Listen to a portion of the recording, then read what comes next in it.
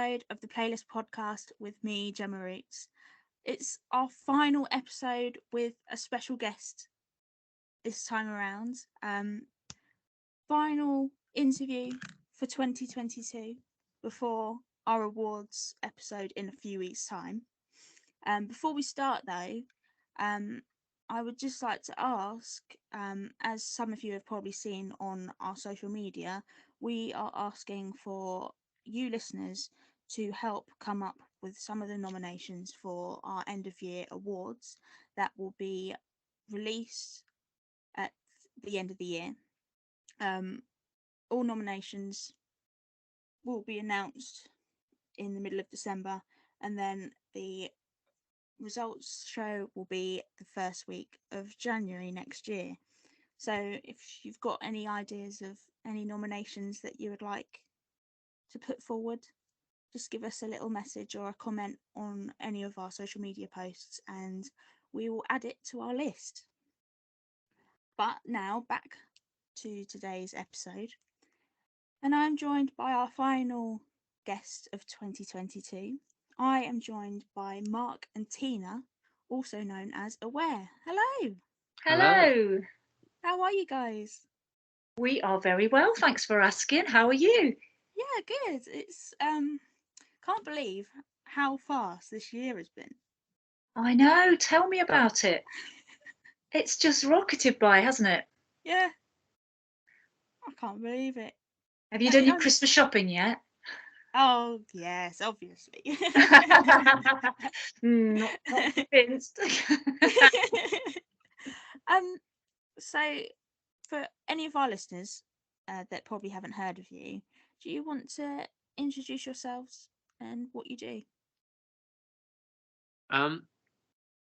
Yeah, we're a kind of chill out. We never chill out. Well, we're not really sure what we are. We've no idea who we are, what we are. Side of the bed we get out of, I think, doesn't it? Yeah. Our roots are sort of quite eclectic, to be honest, Gemma, and we fell into the chill out bracket some time ago.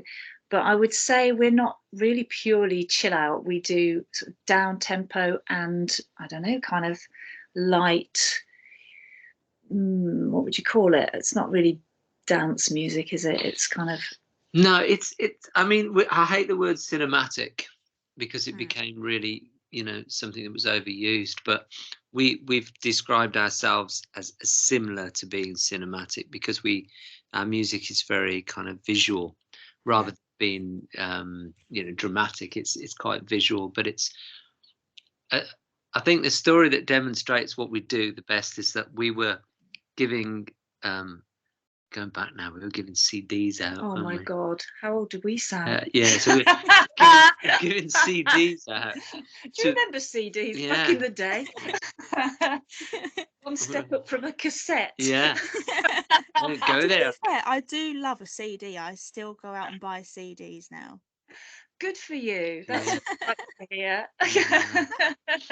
Well, we were recording demos on CDs and we were taking them out to Ibiza and we were giving them to people that we thought were connected to the people we wanted to get them to, DJs. And it was about 6 months later or even longer, wasn't it? Until might have been longer than that we eventually found out that the CDs we were giving to a lot of people were actually never getting to the DJs and they were being taken home and listened to. And added to someone's personal collection, so it's listening at home music. That's what it is, Gemma. Apparently, but they liked it. That's the important thing, isn't it? You live and learn. Yeah. So, how long have you guys been doing this for then? Well, we were just talking about that actually, and then we thought we'd. It's gone really quickly, but we started working together in 1998. Oh, wow. So a long time ago, yeah. And I think Aware became a more established sort of brand from about the year 2000, wasn't it, when we did that big performance in Ibiza? Yeah. I think that's when we probably started properly becoming ourselves. Because we had a lucky accident at a bar. Do you want to tell? We did, yeah. We were punting our trade around Ibiza. We thought we'd go there and give it a go, and we took pallet loads of gear and CDs. CDs, obviously, to promote ourselves with. And we managed to grab this gig at a really lovely venue. Actually, it was quite a market venue right on the waterfront in San Antonio, which has a bad rep, but actually we were in quite a nice bit. And we just happened to do it on a night where there were some quite important people watching, and no, I'm talking about Mark Doyle. Oh, that's that where one. It started, wasn't it? No. Oh no, sorry. Hang on. How far's your Alzheimer's gone? All right, okay. All right, then. Sorry, you continue with that story. Yeah, and let's do that one, and then right. I'll let you do your Mark Doyle story. We'll be here all night with me. We will. Go on. Yeah, go on. Yes, so we've got a lot of stories. That's why. Yeah, so we happened to be. It was our first ever real proper gig, and some important people were there, and we were approached at the end of the gig, and they asked us if we'd like to play at the Cafe Del Mar's 20th anniversary gig on the waterfront. It wasn't that clear cut, actually. What Was happened? it not? No, first of all, he asked for It's a my CD. turn now. Yeah. First of all, he asked for a CD for his friend Jose Padilla. You did right. Which no, was Jose. We yeah, didn't which know. was just what, because obviously he was a kind of godfather of chill out, and we were just so excited that this guy knew him, let alone asked for a CD from us. So we signed a CD and gave it to his friend. But then him and his friend invited us to go round to Cafe Del Mar in their car. They did. We didn't know who they were from Adam, and we were a little bit nervous getting into the car with these two guys who were just taking us off into the dark roads of Ibiza. About 3 o'clock in the morning. 3 o'clock in the morning. Yeah. Don't try this at home, folks. Yeah. By the way. They might not be trying to get you a gig. No. Yeah. And they drove us around to Cafe Del Mar, didn't they? They did. And introduced us to the owner. So they did. That's right. And then they listened to the CD and said, "Do you want to play tomorrow?" And we were like, "Is this for real?" Yeah. There was a lot of Spanish, and then they said, "Would you like to?" Yeah.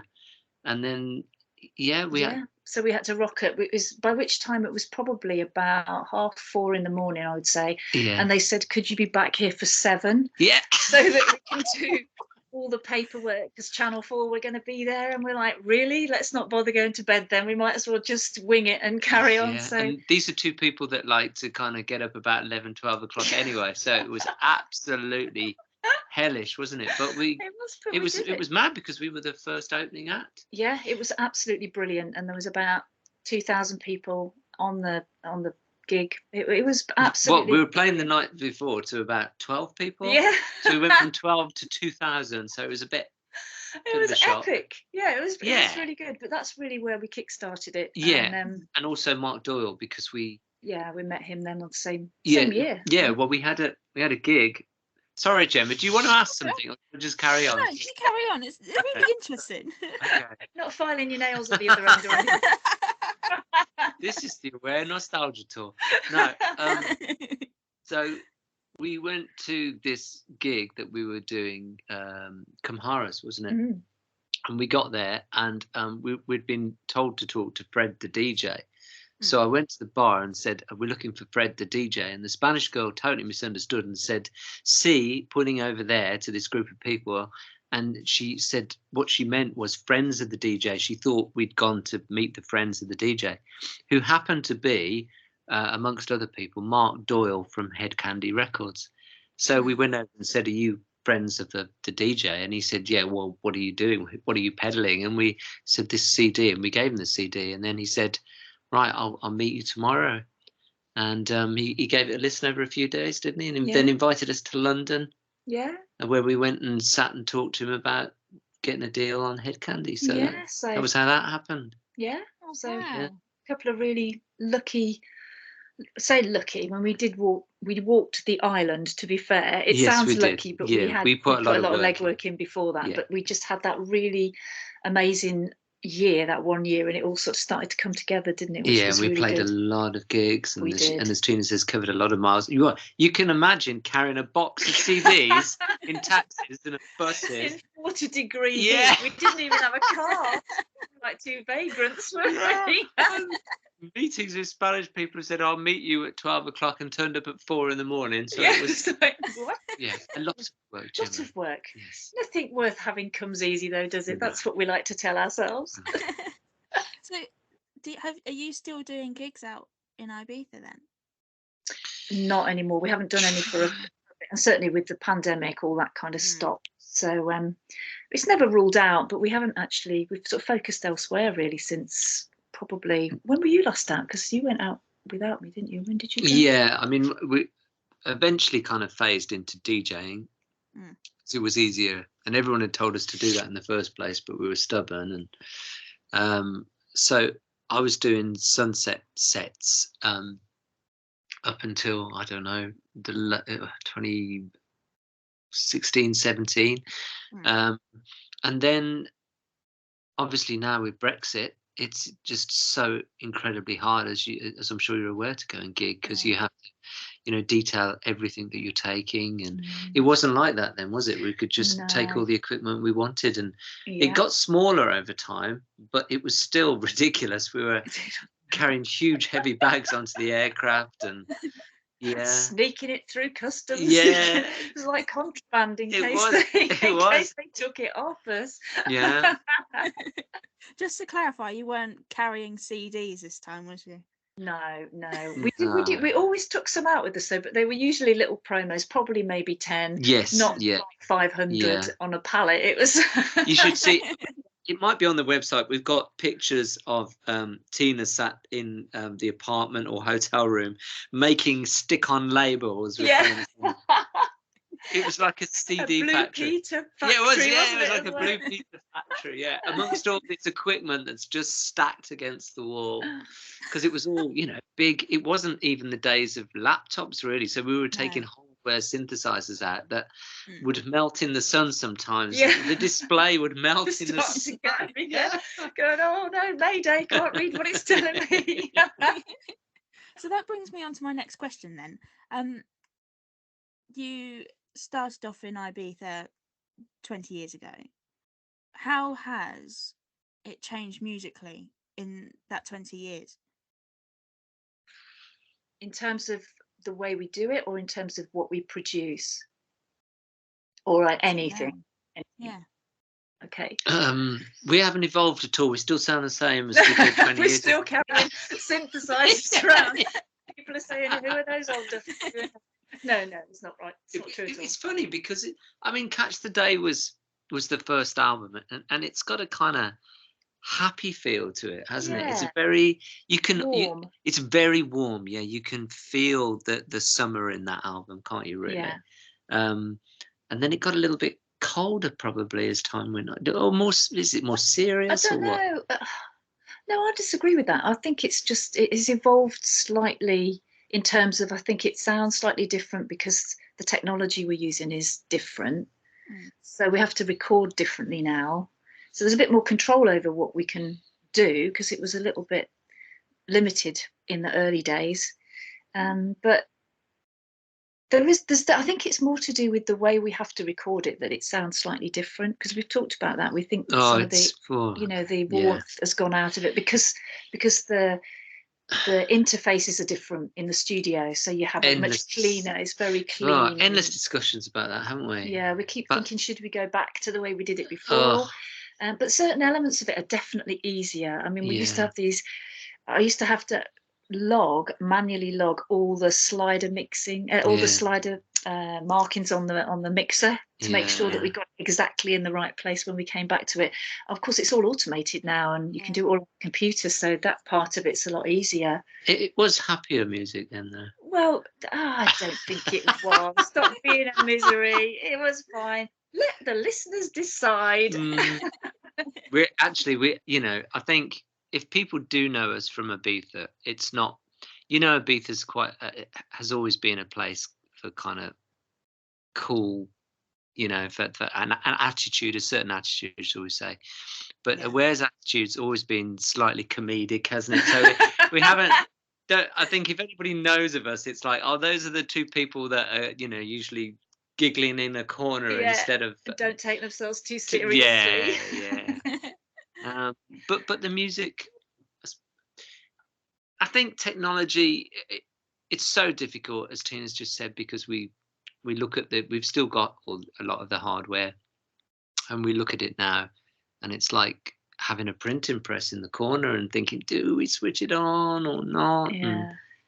it's difficult to Yeah. use it, but it Because you has. can't sort of put it in a bag and take it somewhere else. That's the problem. Well, you can, but it's a bit of a mission. Yeah. So yeah, things have changed, Gemma. They Yeah. have. Yeah. I mean, you've got the advantage over me in in terms of like, you know how you were doing it when you first started, and I'm used to, because I was born in '99, so I was born around the same time that you were just started out in Ibiza, and I've only ever known the technology that I'm using now, like laptops. Yeah. Which is so I much easier in lots of respects, actually. So you're quite lucky. Yeah. Can we swap ages, Gemma? Because I prefer that. God, I feel old now.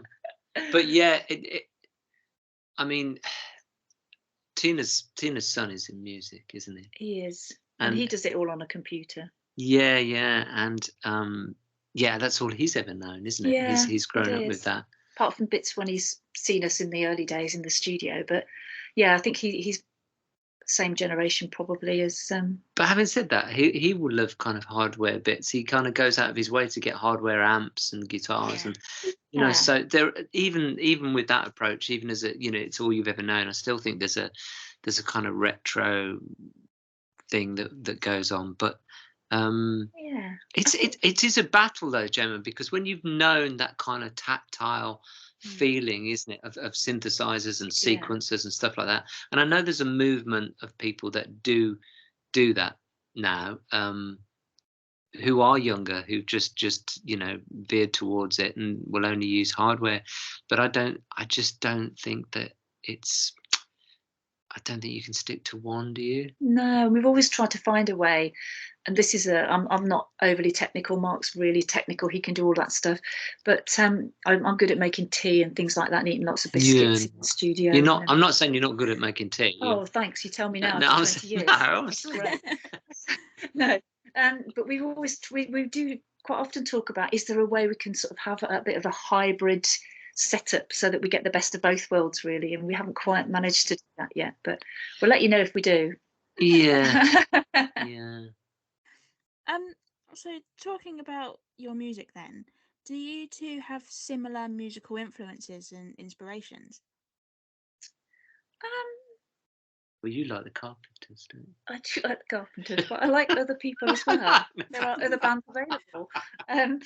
Yeah, I think we do have core similarities. Yeah, We do. we're both very eclectic, aren't we? Really, and I Yeah. joke about stuff like that. But I mean, Tina's and my listening goes back to all sorts to, well, everything that gets put in the melting pot for.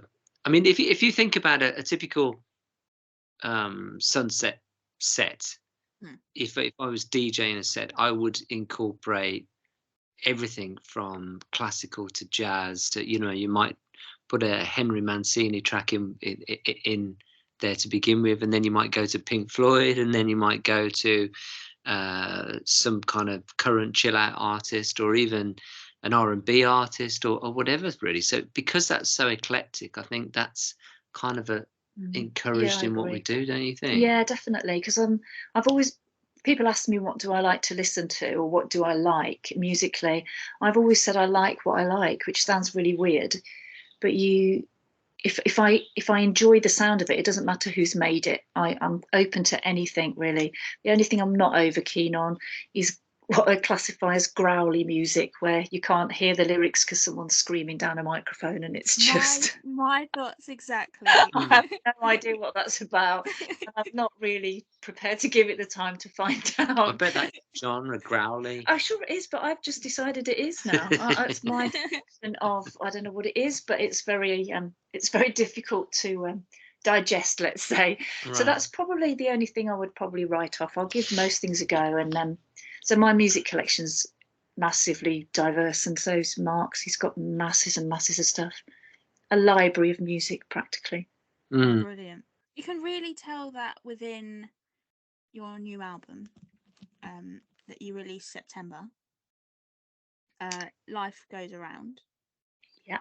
Can you tell us a little bit about how that album came about? Fred. Yes. Do you want to talk about yeah. Fred? Do you want to talk about Fred? Not Fred the DJ. No, yeah. Fred. You could talk about Fred. Okay. Well, the title track, "Life Goes Around," has a voice, a gentleman's voice in it, and he provided the core moment for us. He was a visitor to one of Mark's family, and he was from, I forget where in America. Boston. Was it Boston? Yeah. Really lovely man, really interesting voice, and he was telling us lots of stories. And because some of his stories were very inspirational, Mark often sits and meanders on the keyboards and stuff, and a track came out of it, and that's where Life Goes Around came out of it. And he later unfortunately passed away, so it gave us a lot of kind of poignancy because the stories were quite rich, and that really is where it started. And then we just started to put tracks together that incorporated different aspects of life, really, all the different emotions that one can have during one's lifetime as best we could. So yeah. What else would you like? Can't actually remember what's on the album now. Can you not? It's like saying it again. Bless you. You had your tablets. Was it me? Did I write? I can't You did. Well, we've got Forgiven on there. We've got. Oh yeah, no, I mean Forgiven. That's a nice story because we were recording. We had a track. We were gigging Forgiven in Ibiza, and there was a guy that they have quite often. They have a guy that comes on and plays saxophone or guitar alongside a DJ to a dance track. You know, so he'll just busk over a dance track for a couple of hours. And this guy was one of those guys, and he was from, where was he from? Cuba or something? Cuba, yeah. Cuba, yeah. And we got to know him, and he was a nice guy. And he listened to this track, and he said, "Oh, I like this track that you do." And we said, "Well, I've always thought it'd be nice to have some sax on it." And so at about 3:00, when the bar had closed, we went to the back of the club and found this little room. And he said, just we've got a recorder with us. So he just put a mic into his sax and then kind of literally just, was it first time or second time? Yeah, I just sang it and he just played along. And he just played along. Yeah. It's just incredible, really. Oh, And we kept that recording. Yeah. Yeah, really lovely actually. A really talented guy. Yeah. But yeah, there's a lot of those tracks are from when we used to have a studio called Attic, didn't we? Yeah. Yeah. Yeah. Tina's looking sad now, just for those at home. Sad emoji. Oh. Yeah. Yeah. Yeah, we no longer have that. That was a beautiful studio. We've just got a different studio now, but different story. But anyway, so some of those had their birth in Attic, didn't they? Yeah, yeah. And we're coming to the end of those tracks now, aren't we? So then the next album won't really relate to Attic, I don't think it will. No. No, and it kind of punctuates it because as life goes around, that came to its final end, really. Which we've got a new studio now, so hopefully the new tracks will be all joyful and lovely. They do sound very different. They so do, far. yeah, they do. Yeah. So so we've got some interesting tracks. A bit more drill and drill, growly music. Where goes Rogue?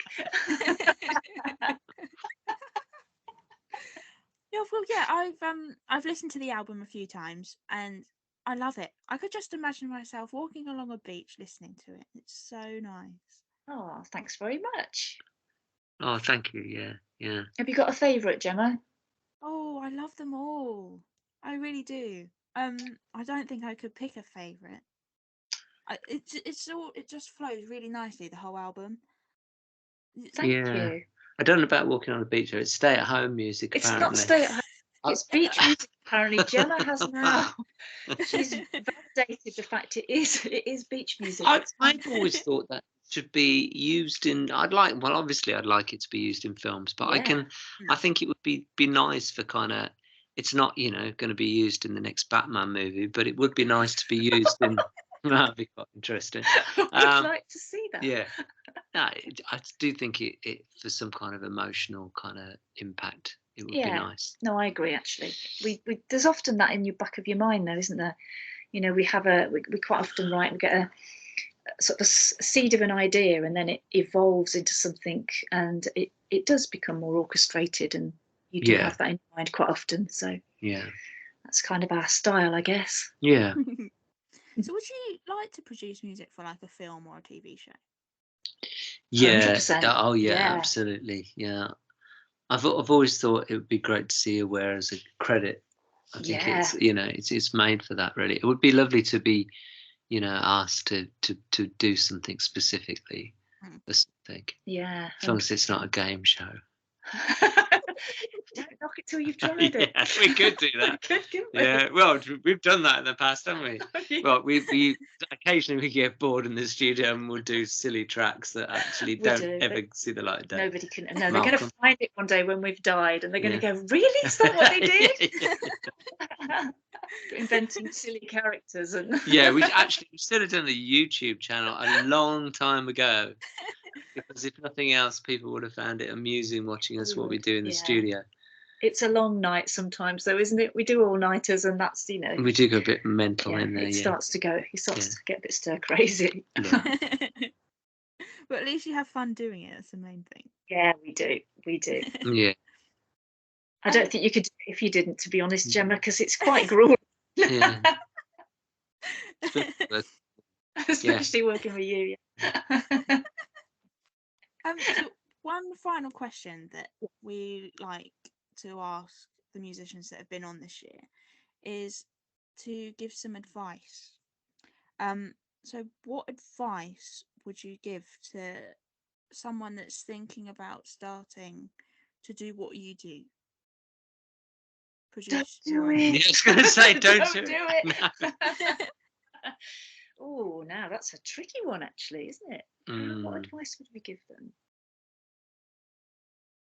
I suppose don't give up is the one thing you need to, because it is hard. It seems like it's an easy thing to do because you've got access to all the technology in the world, and you can throw things onto the internet now, which you couldn't do before. But the world is awash with music and other such the likes, and so it's very difficult to be seen.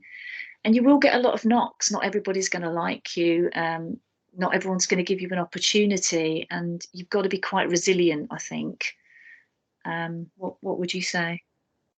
Well, our publishing and label guru, Nick, who I'd like to say a very big hello to, because honestly, we wouldn't still be doing it if it wasn't for Nick, who's been there for a long time and always had faith in yes, so supportive.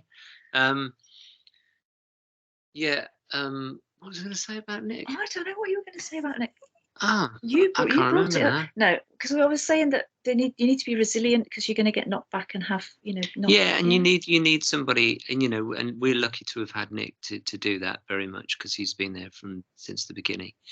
But I would say, it was Nick was saying to me, and I'm going to totally misquote him now, but he said something about 100,000 tracks added to Spotify. I don't know if it was a week or less than that. So that gives you some idea of how many people are, in the market now. Yeah, it's very competitive. You imagine going into HMV in the old days, and anyone can bring their records in. The store would be the size of a city, and you would never find what you're looking for. Exactly. So it makes it, it comes across then, just how difficult it can be. But I would say musically, if you want to write with technology and stuff, don't. I would say start, and I'm serious here, I might sound like I'm not, but start with a ukulele. Yes. Or something of that, like a guitar or something like that, and write the songs first, right? So the core of what you're doing is a song, then take it to technology. We were lucky because neither of us really consider ourselves to be musicians, and I'm speaking for you there, but no, definitely. But we are. I always say I play everything very badly and sellotape it together in the mix. But you do. But the point is that we started with very limited means with technology. So Yeah. the technology didn't do a fat lot for you. You had to have the ideas and really try and, what happens if I plug this in here and put that in there? Will that actually work? Yeah. You know. Yeah. And so the core of the ideas came from a song that then got produced. Yeah. And I think that the danger now is people approach it from production Yeah. and try and create a song from the production. Yeah. if that And there's makes so sense. much available. If even on a standard sort of music package that you can get, there's so much available Yeah. to you. You Yeah. can lose sight of the actual creative process, Yeah. I think. Yeah. Yeah. And it also helps if you've got another maniac to bounce against in the studio, you know, to just bounce off, and doesn't it? It Yeah. does. It does. And yeah, when the going partners gets hard, to be have able some, to chivvy you along, and yeah. no, definitely. Definitely. Yeah. Oh, that's really good advice. Thank you. Thank you. We ought to have learned something, Gemma, after all this time. All this time. Yeah. We've learned mistakes. We're trying to stop people doing the same old thing. Why we sat here now. Sorry. One thing that does stick in my mind though about you saying about HMV, if Yeah. it was that big, I would just be lost in there for days. If I go into town, I spend at least an hour in there every time I go, just looking around. And if it would be as big as a city, oh my gosh. Yeah. Find a flat there. Yeah. Yeah. So for all of our listeners, where can they catch your music? Well, obviously on Spotify, Yeah. and it's on Apple and all the major streams. But if you want to give us the website, it's The Aware Lounge. www.theawarelounge. Is it a .com? It is .com, I Okay. think. Yeah. So www.theawarelounge, all one word, .com. Yeah. And we chose the Aware Lounge because if you put aware into the internet, it just comes up with help groups, doesn't it? It does. All sorts of things. Yeah, it does. Yeah. So there's loads of stuff on there, and go visit it and find out a bit more about us if you're interested. That would be grand. Brilliant. Well, thank you guys for coming on. Thank you very much for having us. It's been lovely. Yeah. My pleasure. And for all of our listeners out there, thank you for listening, and we'll see you on the next episode.